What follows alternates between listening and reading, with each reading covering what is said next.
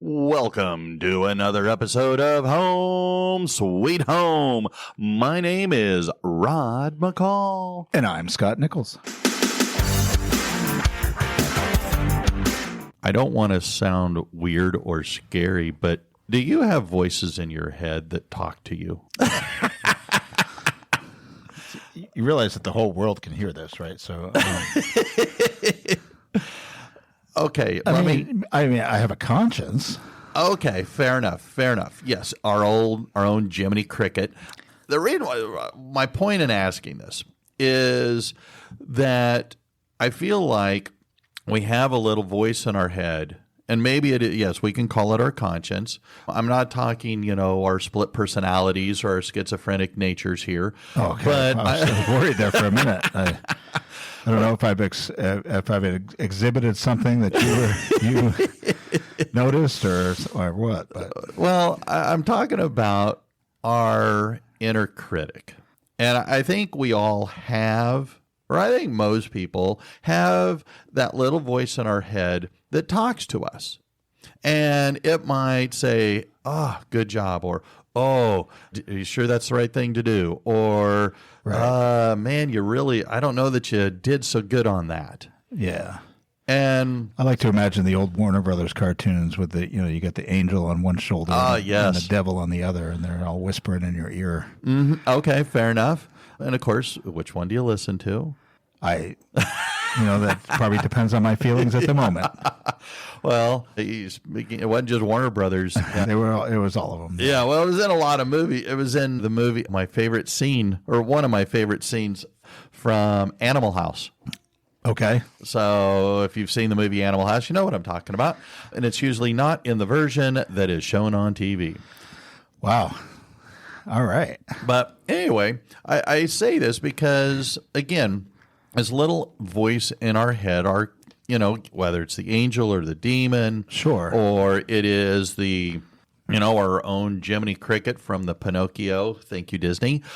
But, things that it whispers to us, maybe, "Oh, you could have done better on that," or right. Sometimes it gets a little negative, like, "Oh, you're not enough," or "Why can't you get this right?" Yeah. And I will say that's kind of my point in asking all of this is, do you recognize your inner voice? I mean, I suppose I do when it comes. Okay. And what I've noticed, and again, working with all the kids that we have through the years, they will come up to us, "Oh, I really sucked at this," or "Oh, I blew this," or "Oh, whatever it might be. And I wonder how much of this inner critic is also a negative voice.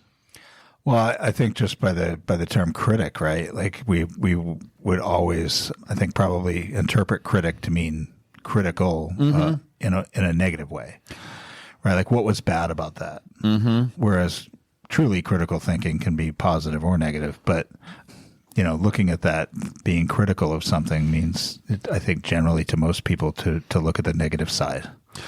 Sure. And so when I think critic, I think of bad things. Well, every time I hear when you used to hear the movie critics, right, they would say the bad things about the movie. What was wrong with it? There was very little of what's good about it. Well, exactly, but they would also talk about some of the good stuff, and that's kind of the point. They would, but I don't remember it. I don't, because when I think critic, I think bad. Okay, fair point. But it doesn't always have to be bad, because sometimes that inner critic can push us to grow, push us to do a little better, exactly, to strive a little harder. And I mean, yeah, is it a guilt tripper? Sure. Is it push us to be a perfectionist, a people pleaser? Absolutely. All right. But if we go a little bit backwards in time, what is the purpose of this inner critic? And I think sometimes I think it's a survival mechanism for us as a child. Okay. And it helps us kind of, again, it's that angel or demon pushing us, "Oh, go do this. Oh, no, don't do that. Remember what your parents said." Pushing us to kind of develop, again, that conscience, as you mentioned earlier. Okay. And so these defense mechanisms as a child, it can help But as we grow into adolescence and our teen years and then into adulthood, I think depending on the nature of how you've used that inner critic, it can create problems for us, especially the older we get out of childhood. Right. And so, anyway, I just thought maybe we could explore, some of the things that are involved in this. Because, I mean, again, the inner critic can help us protect, again, as a child, it can protect us from rejection, shame, or even failure. In fact, there's a lot of exploration into this. Research has gone into this that would suggest that our inner critic isn't actually to destroy us, but it's a defense mechanism. Right. And so if we can recognize the intention behind it, could that help us replace the negative self-talk with, I don't know, maybe curiosity? I mean, I would think so. I like to think of critique when I'm thinking of, and I guess I consider inner critic to mean reflection as an adult anyway. Okay, yeah. I would reflect on things I've said or did or was about to do and consider it beforehand. And I think that, when children, we don't often think of them reflecting, but I think that that's probably what's happening. Okay. Right. Now, they may not make the best choice. Fair enough. Out of it, but I think when I do that, I mean, it could be positive, it could be negative, and I'm looking at how do I get better. Mm-hmm.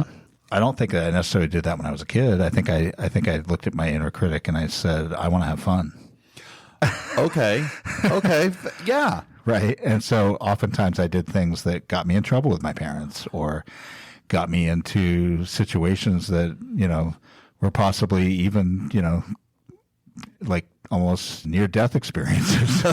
Okay. As far as car accidents or, just doing stupid things that might have resulted in bad outcomes. Well, and again, it goes back to your observation of the angel versus the demon. And I think, and again, we all have it. I came out lucky on a lot of those situations, I'll tell you, because I'm still here. Yeah.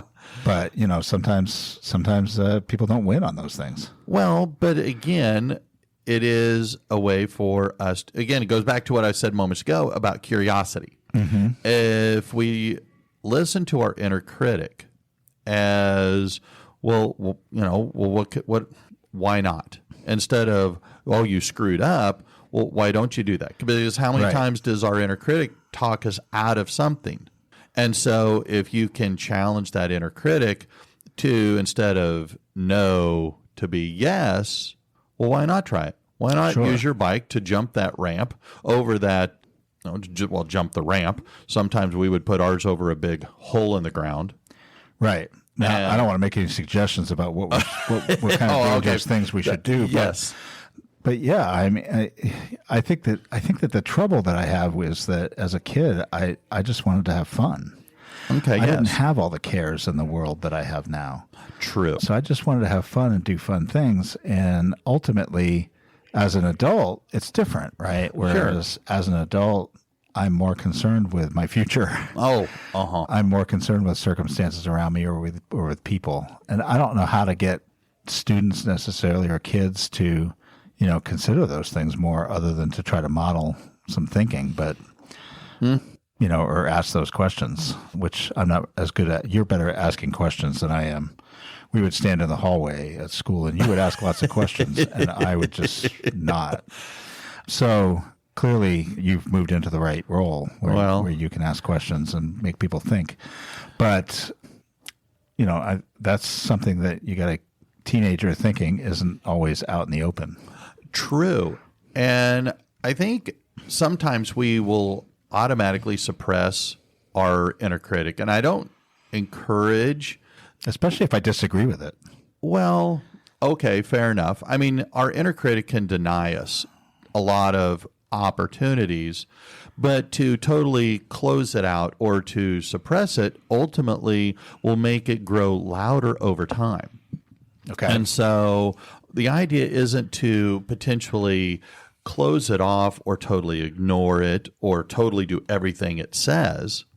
It's more about understanding this inner critic Okay. And because if we can move into understanding it, can that lead us to some self-compassion?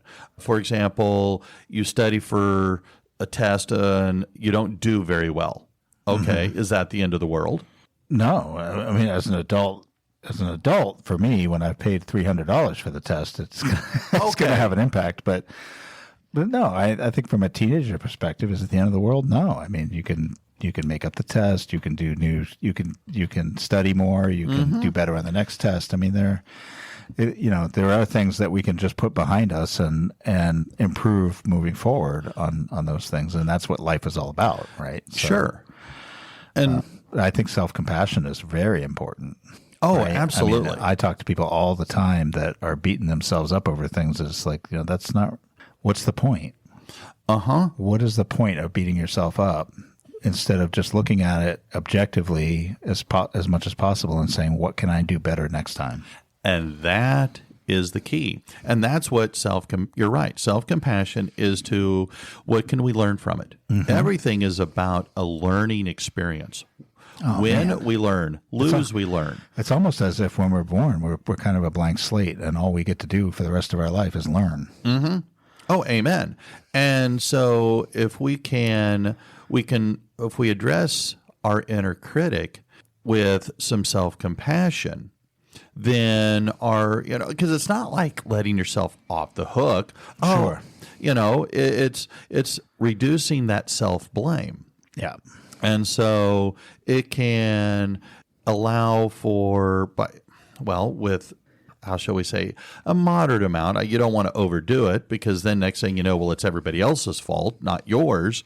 But if we apply some self-compassion, that can actually allow for accountability. So I want to mention on that for a moment, because you talked about blaming other people, right? We don't want to blame other people, and we also don't want to blame ourselves. Blame, I think, for me, has no value, right? Okay. What does blaming do? It doesn't. It just has you camping out on something or assigning it to some other person, in which case you don't have to address it, right? Right. And so acceptance is better, right? Just accept what happened, accept what you did, accept whatever, and then figure out how to not do that again, or move on, or do better at it, or maybe it was something that you did well and you want to do more of it. Oh, yes. You know what I mean? Like, that's like, blaming does nothing. I feel like blaming has no value. And whether I'm blaming me or somebody else, it doesn't have any growth capacity. That is correct, because it's a deflection, it's a defense mechanism, and so when we get to self-compassion, I want to refer now. There's a professor. She's a professor of educational psychology at the University of Texas at Austin. Yay! We're boo. A few hours away. Yeah, but she is a researcher, an author of dealing, a variety of things. But one of the issues she's come up with is what she calls the 3 pillars of self-compassion. Okay. And they are self-kindness, common humanity, and mindfulness. I like those. And I mean, with self-compassion, all right, with that self-kindness, you're going to replace the harshness with a little bit of empathy. Okay. Well, you failed the test. Right. Well, I'm an absolute loser. I'm an idiot. I'm a dummy. No. Okay. Well, let's go back and let's replace that harshness with empathy. Okay. Did we truly put our best foot forward? Could we have done something differently that might give us better results? Right. Well, okay, if you factor in that there were family stressors and school stressors and work stressors and extracurricular stressors, whatever it might be that caused you to not be able to devote the quality of time you wanted, well, okay, can we reduce some of those outside influences and try again? Yeah. Empathy. Yeah, I think that's so important. And one of the things I dislike is this seeming attack on empathy that we have out there these days, right? I mean, empathy is it's so important, and it's emphasized in so many, religions and just throughout life and books and everywhere. I mean, it's an important piece of life. We're not just machines. Empathy doesn't mean you condone somebody's actions or behavior. Empathy says, I'm understanding from your perspective and your point of view why you did or said what you did or said. Right. Not everybody's experience is the same as ours, and so there's different outcomes, right? That's one of the wonderful things about humanity is that, if we were all exactly the same, then it would be just boring. Oh, absolutely. So, that's the flavor of life. Oh, totally agree. And that's why I like her comment or her pillar of mindfulness. I have done so much work for myself in better understanding what it is and how it can be beneficial. Right. Whether it's meditating or just some quiet time to sit and kind of reflect back on something that day. Right. One of my very dearest friends, we were having a conversation just yesterday, and he said, do yoga. He was telling me, he says, Rod, yoga is amazing. And I've done yoga a few times, and I'm thinking maybe I ought to try it a little more. Sure. Because it allows you to get a little physical exercise or activity, but it's helping you and your mind relax and calm itself. Right. But I think something else we can do is transform this inner dialogue. And this goes back to something that we've talked about, and that is journaling. And I've actually been recommending this to some of my adult clients, is to journal. Yeah. And they have been reporting that it actually works and helps them. Yeah. And so you keep bringing this up, and I keep not journaling. Well, I'm right there with you. I've got a journal book, and I just need to start writing in it because it does. It allows that inner critic. Now you're just kind of you're taking it out and you're making it something more physical, whether you're typing or handwriting. But I mean, you can ask yourself, well, what would I say to a friend who's feeling the same way I am right now? Right. And that can help you, then replace a potential harsh response with something with a little more compassion. Sure. So I think that's really important. In a lot of the reading I've done, I see that. I see historical figures that did journaling.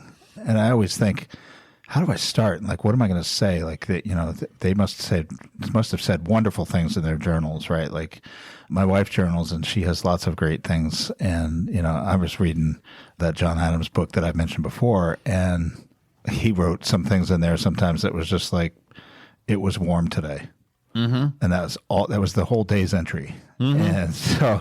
And I got to thinking, well, maybe I could do this. Maybe this would be meaningful for me. I mean, if he felt it important enough to write that one thing down, and I'm sure he had great other things that happened during that day, but he didn't write down. So but he still felt it meaningful for him.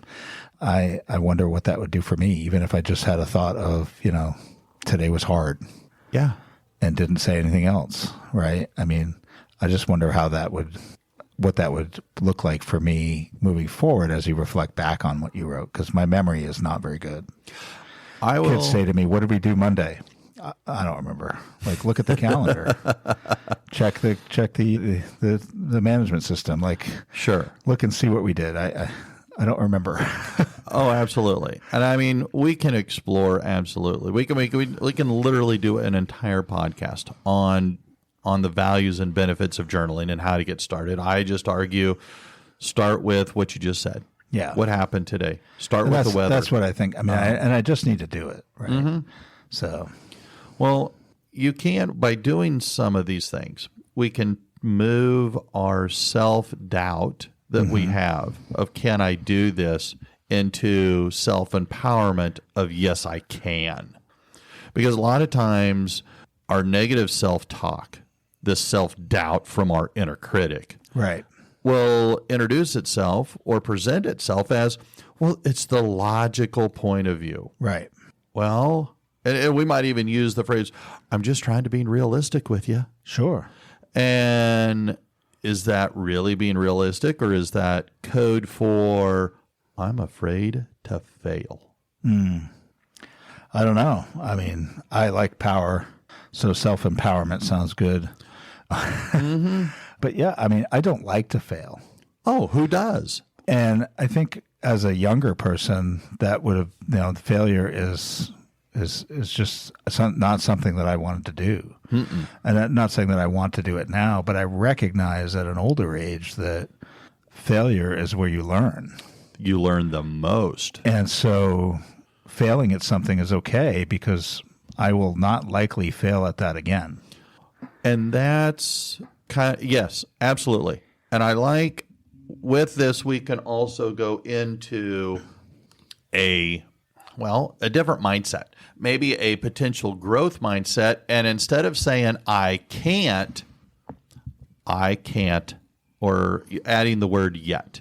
Yes. So I can't do that yet. Right.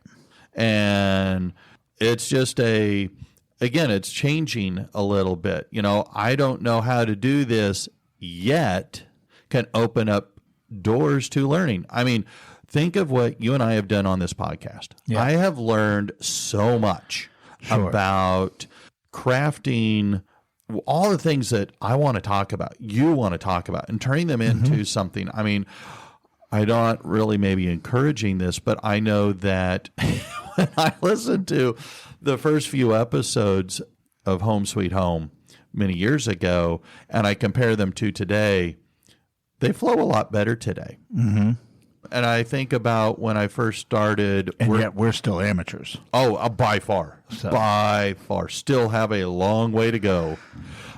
But working as a counselor, I got to tell myself, you're not there yet, but you will be. When I was teaching, I was not a very good teacher my first few years.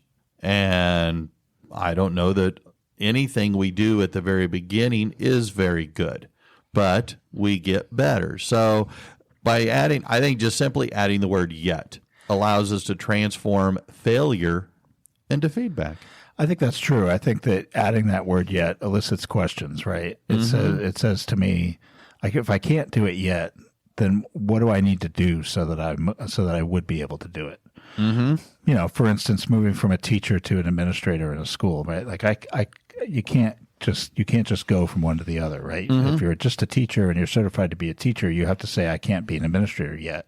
I can be a leader, but I can't be an administrator. Why? Because I don't have the certification or the schooling that is required to get that certification to do those things. And so when I said, when I recognize I am a leader, but I can't be an administrator yet because I didn't do these things that take me to that level or that of responsibility. And so what do I need to do? Well, here's a checklist, right? Like I need to do this, this, and this. And when I finish that, then I can, apply to be an administrator. And so it's the same kind of thing with anything, right? Like I can't, when you're 13, you're like, I can't drive a car yet.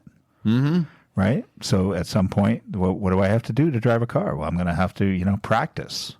I'm going to have to take a class. I'm going to have to pay a fee. I'm going to have to do, And so what is it? And it not only feedback, I think, but it can create in you, if you ask the right questions, which is just, what do I need to do so that I can?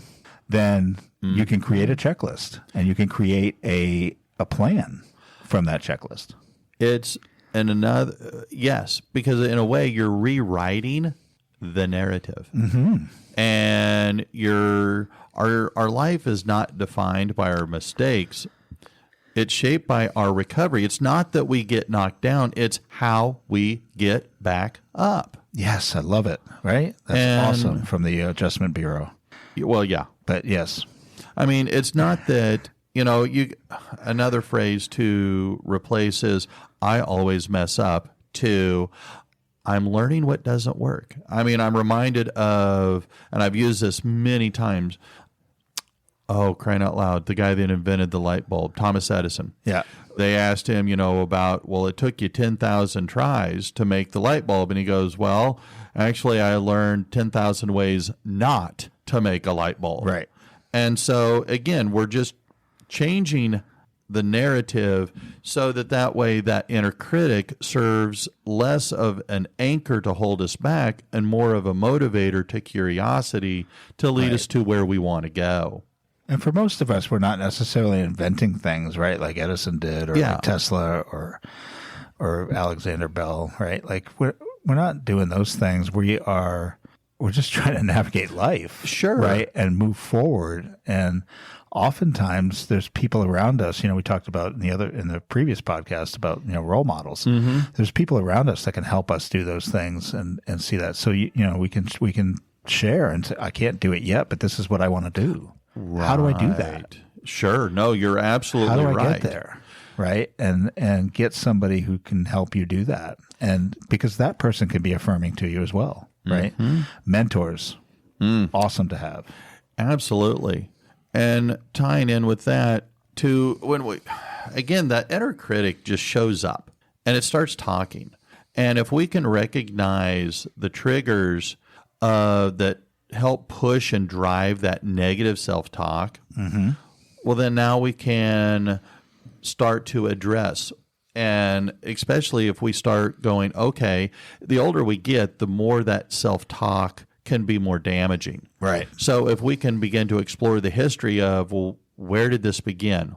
Let's explore the root, that can help. Being able to use evidence to look back, right, rather than just go, well, I'm always a failure. Really? You're always a failure. Mm-hmm. Well, let's take a look at that. And what are all the things you failed at? Okay. Right. What are all the things you succeeded at? And believe it or not, our brain actually focuses more on the negative than it does on the positive. And I think that's a big switch, right? I've talked to people recently who have that and focus on the negative a lot in life. And my question was, what is the positive? Mm-hmm. So let's focus on the day. Mm-hmm. I don't even want you to think about the negative. I just want you to just think, what are the positives? Right. Mm-hmm. And if it goes back to journaling and you write down the positive things, imagine. Oh, yeah. Imagine how the thinking changes. So I think that's 100% right. Like we need to focus more on the positive, and that's a chore for the brain. Mm-hmm. It really is, because our self-reflection is so often just critical. Just the negative criticalness, right? We don't ever shift to what were the good things. And if we can add self-care, making self-care and self-kindness kind of automatic, then that can help calm that inner critic as well. Yeah. And let it be what it is there for, which is to spur us on, to encourage us, not to attack us relentlessly and hold us back. Right. I mean, because self-care, we're talking emotional self-care, we're talking physical self-care, social self-care, spiritual, mental, occupational, environmental self-care. Right. I mean, because all of these can help us create balance in our life, which can lead to resilience. Yeah, I agree. So, like I say, our inner critic is not our enemy. Right. All right. It's an outdated protector who forgot to grow with you. And so if I'm not suggesting that we silence it. We're just trying to if we can retrain ourselves. Right. And when you meet that voice with compassion instead of combat, the concept, the belief, the idea is that we are going to transform that self-doubt into wisdom and that self-criticism into care. Yeah, I mean, everything about our life is about response, right? Yes. Things happen, things get said, things take place. It's our response that matters. Oh, absolutely. We cannot control whether it's to ourselves or others. Yeah, because we can't control what happens to us. We can only control how we respond. So remember, progress begins with permission. Permission to be human, to be imperfect, and to grow gently. Again, great words. Well, they're Excellent. not all my own, but hey, it doesn't matter. They're words that resonate, and if they can help, well, then Yahoo. Well, if you want to be critical of our episode, we would welcome some emails. There's some in the episode here. You can find the links for our email and ways to comment. Please mark stars and give reviews. Yes, please. We're always looking to get better. All right. Well, then, until next time, I'm Rod. I'm Scott. See ya. Bye-bye.